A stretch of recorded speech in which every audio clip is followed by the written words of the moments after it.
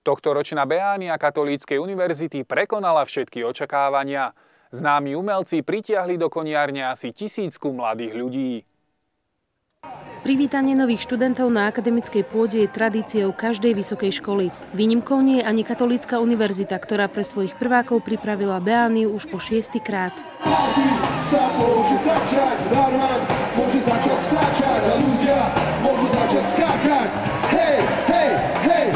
Beánia je študentská party, ktorá je organizovaná pre študentov prvých ročníkov a je vlastne o tom, aby sa tu privítali a aby sa nejako tá celá škola zgrupila na jednom mieste a mala spoločnú akciu. V tomto roku sa organizácie ujali členovia Univerzitného Pulzrádia a v stredu večer pripravili v koniarni party, aká sa každý deň nevidí.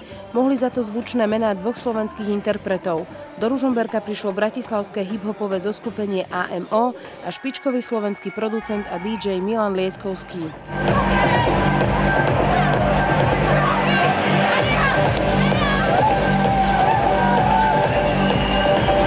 Sme veľmi radi, že konečne vystúpila Švepes, domáca kapela ružomberská.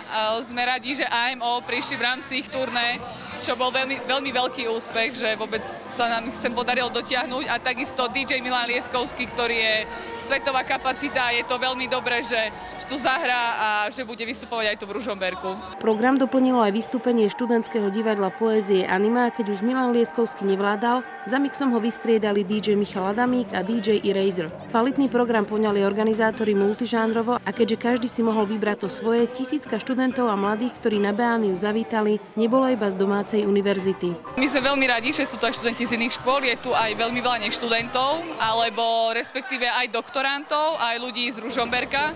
A je to veľmi dobré, pretože vlastne, že sem prišli za zábavu a my sme iba radi. Nie je to iba pre Katolícku univerzitu, ale pre študentov, priateľov Katolíckej univerzity a pre samotných Ružomberčanov.